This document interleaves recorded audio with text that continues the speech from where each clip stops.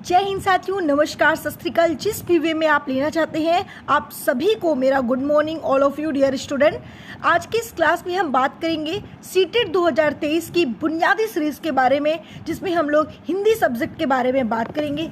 ऐसे क्वेश्चंस बात करने वाले हैं जो आपके काफ़ी सिलेक्टेड क्वेश्चंस हैं और एग्जाम में अक्सर पूछे जाते हैं। तो हिंदी का 25 सीरीज आपको सॉल्व करना ही करना है और ये क्वेश्चंस आपके लिए काफ़ी महत्वपूर्ण है। आइए देखते हैं प्रैक्टिस सेट नंबर हम लोग 2 पे बात करेंगे। आपका प्रैक्टिस सेट ईवीएस का कराया जा चुका है और इसमें अब हम लोग हिंदी बात करने वाले हैं। नेक्स्ट भी हम लोग हिंदी पे ही डिस्कशन करेंगे क्योंकि काफ़ी ज़्यादा स्टूडेंट की डिमांड है। आइए क्वेश्चन नंबर फर्स्ट पे आते हैं। क्वेश्चन फर्स्ट है आपका, हिंदी का आदि जननी इनमें से क्या है। देखिए, हिंदी का जो आदि जननी होता है वो संस्कृत है। संस्कृत को हिंदी का आदि जननी माना जाता है।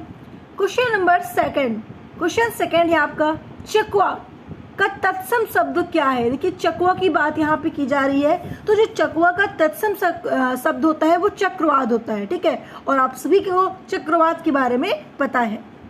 क्वेश्चन नंबर थर्ड, प्रकृति के प्रति श्रेयस्कर है मनुष्य का क्या है। देखिए, प्रकृति का जो प्रति श्रेयस्कर है वो मनुष्य का कृतज्ञ भाव है, ठीक है। तो आपका राइट आंसर क्या होगा, ऑप्शन बी, कृतज्ञ भाव।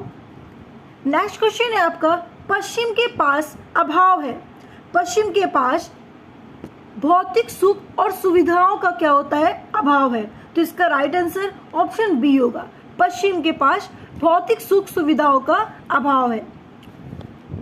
नेक्स्ट है आपका, धारा 344 किसे हिंदी भाषा का प्रयोग ज्यादा शासकीय कार्य के लिए करने की बात कही गई है। जिसका राइट आंसर है ऑप्शन डी, राष्ट्रपति। राष्ट्रपति धारा 344 हिंदी भाषा का प्रयोग सबसे ज्यादा राष्ट्रपति शासकीय कार्य के लिए की गई है या कही गई है।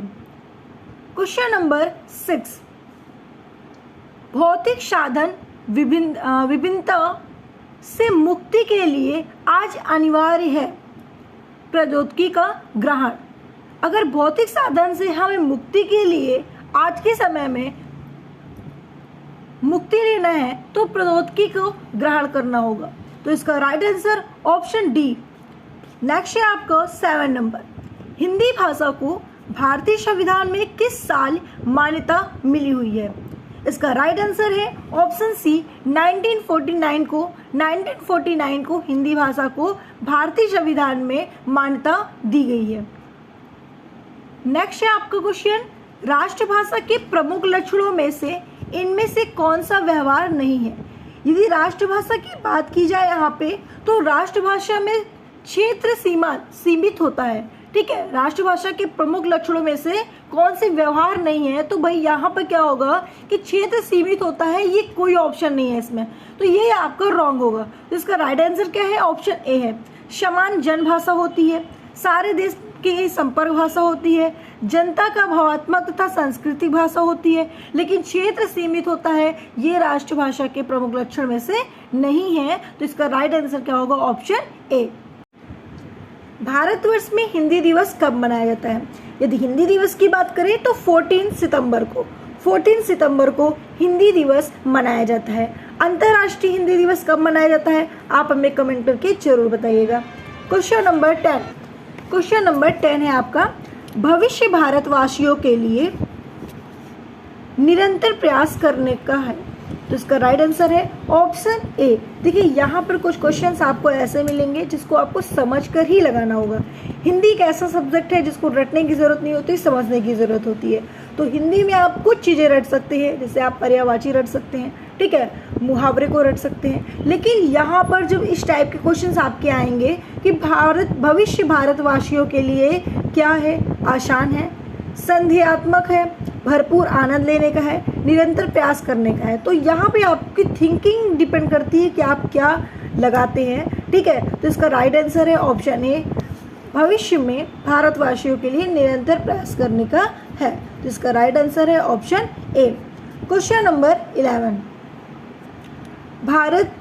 भारत की सेवा का तात्पर्य निम्न में से क्या नहीं है। देखिए, भारत की सेवा की बात की गई है, क्या अज्ञानताओं एवं बीमारियों को मिटाना, ये भारत की तात्पर्य है, या औषध की असमानताओं को मिटाना, या गरीबी मिटाना, या अपने नेताओं की सेवा करना। तो आपके माइंड में आया होगा कि इसका राइट आंसर ऑप्शन ए होना चाहिए, अपने नेताओं का सेवा करना, भारत की सेवा का तात्पर्य यही है। Question number 12। क्वेश्चन नंबर 12 है आपका, शुद्ध वर्तनी का चयन करना है। ऋषि, ऋषि, ऋषि, ऋषि। अब आपको इसमें से बताना है कौन सा ऋषि बिल्कुल करेक्ट है। अक्सर ऋषि लिखते हो तो बच्चे सब जानते होंगे कि ऑप्शन ए होना चाहिए, तो ऑप्शन ए बिल्कुल करेक्ट है। क्वेश्चन नंबर 13, मानस का हंस उपन्यास के लेखक कौन है? अमृतलाल। अमृतलाल मानस के हंस के उपन्यास है। इसका राइट आंसर ऑप्शन ए है। क्वेश्चन नंबर 14, 1817 से 19 की अवधि में भारत किसके चंगुल में तड़फड़ा रहा है? तो इसका राइट आंसर है ऑप्शन ए, ब्रिटिश उपनिवेशवाद। ब्रिटिश उपनिवेशवाद जो 1817 से 90 की अवधि में भारत चंगुल में तड़फड़ा रहा है। क्वेश्चन नंबर 15, पर्यटन आज किसका रूप धारण कर चुका है? इसका राइट आंसर है ऑप्शन ए, उद्योग का। उद्योग का पर्यटन रूप धारण कर चुका है, तो इसका राइट आंसर होगा ऑप्शन ए। क्वेश्चन नंबर 16, गद्यांश में पर्यटन शब्द कितनी बार प्रयोग किया गया है, या प्रयोग जाना चाहिए, या प्रयोग में आया है? तो इसका राइट आंसर है ऑप्शन बी, 5 बार। 5 बार गद्यांश में पर्यटन शब्द का प्रयोग किया गया है। क्वेश्चन नंबर 17, पर्यटन किस दृष्टि से महत्वपूर्ण है? तो आपको बताना है आर्थिक और सामाजिक, तो ऑप्शन सी बिल्कुल करेक्ट होगा। आर्थिक और सामाजिक दृष्टि से ये महत्वपूर्ण है। क्वेश्चन नंबर 18, आधुनिकता को मानने वाला किन मूल्यों के संचरण में विश्वास रखता है? तो इसका राइट आंसर है ऑप्शन सी, सृजनात्मक मूल्य। सृजनात्मक मूल्य जो मूल्य के संचरण में विश्वास रखता है। क्वेश्चन नंबर 19, उदारतावाद और रोमांटिसिज्म में किसका सर्वोपरि महत्व है? तो आपका राइट आंसर क्या होगा? 19 का ऑप्शन टी, व्यक्ति की स्वाधीनता। व्यक्ति की स्वाधीनता जो उदारवाद और रोमांटिसिज्म में सर्वोपरि महत्व है। क्वेश्चन नंबर 20, आधुनिकता का उदय किन पद्धतियों के अंतर्गत हुआ है? अब आधुनिकता की अगर बात करें तो प्रजातांत्रिक के उदय पद्धतियों के अंतर्गत ये हुआ है, तो इसका राइट आंसर है ऑप्शन ए। क्वेश्चन नंबर 21, प्रजातंत्र व्यक्तिगत स्वतंत्र को मानते हुए भी किसको स्वीकारात्मक दृष्टि से रूप में लेता है? इसका राइट आंसर है ऑप्शन ए, सामाजिक दायित्व। सामाजिक दायित्व के अकॉर्डिंग वो व्यक्तिगत स्वतंत्र को मानते हुए भी स्वीकारात्मक दृष्टि से रूप में लेता है।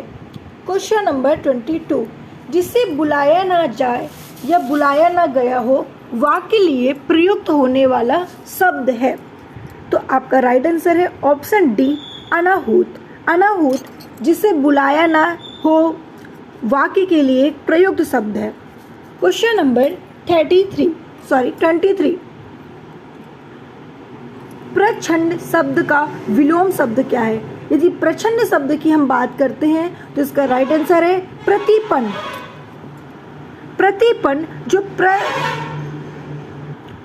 जो प्रच्छन्न शब्द का विलोम शब्द है, तो इसका राइट आंसर ऑप्शन डी है।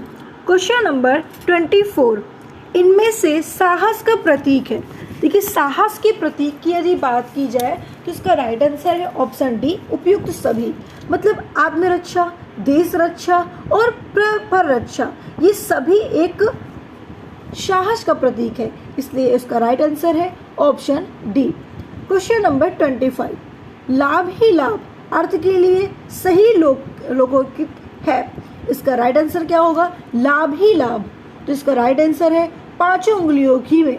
ठीक है, 5 उंगलियों घी में, मतलब 5 उंगलियां घी में है, लाभ ही लाभ हो रहा है। ठीक है, जैसे लोग कहते हैं ना बहुत ही प्रॉफिट हो रहा है, आपके मुंह में घी शक्कर, लोग बोलते हैं ना कि आपके मुंह में घी शक्कर अच्छा हो जाए सब, तो जब लाभ ही लाभ हो तो इसका मतलब कि पांचों उंगलियों में घी है।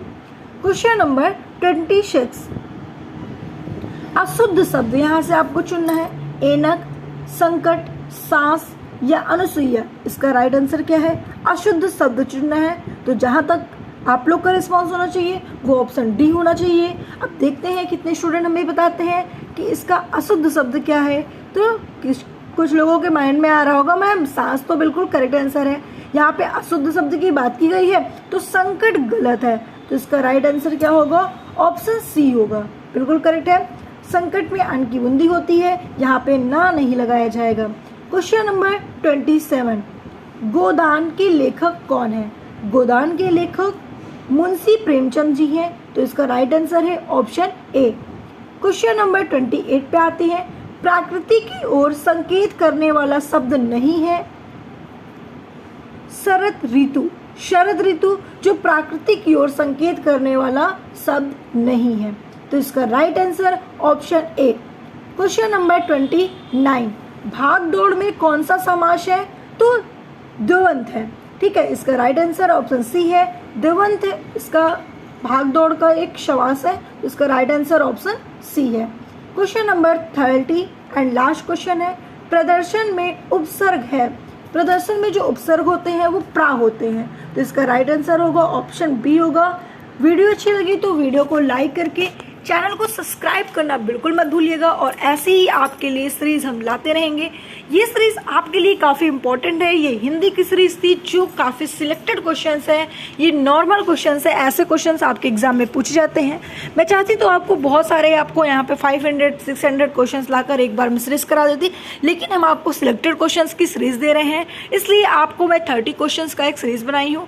ऐसे ही आप लोगों को डेली क्लासेस मिलेगी EVS की। और यदि आप यूपी टेट की तैयारी कर रहे हैं और आप चाहते हैं कि यूपी टेट की तैयारी आप बहुत ही अच्छे से कर सकें और पूरी क्लास कर सके बिना कोई निःशुल्क के, तो बस घर बैठे क्लासेस को चैनल को सब्सक्राइब करके रखिए, जिसमें आपको यूपी टेट की क्लासेस आपको 1 तारीख से स्टार्ट कर दी जाएगी और जिसमें आपको डेली आपको ऑल सब्जेक्ट के एक्सप्लेनेशन विथ आपको प्रैक्टिस सेट कराए जाएंगे, जो आपके लिए काफ़ी इंपॉर्टेंट है। Okay, thank you. फिर मिलते हैं हम लोग नेक्स्ट क्लास में नेक्स्ट वीडियो के साथ।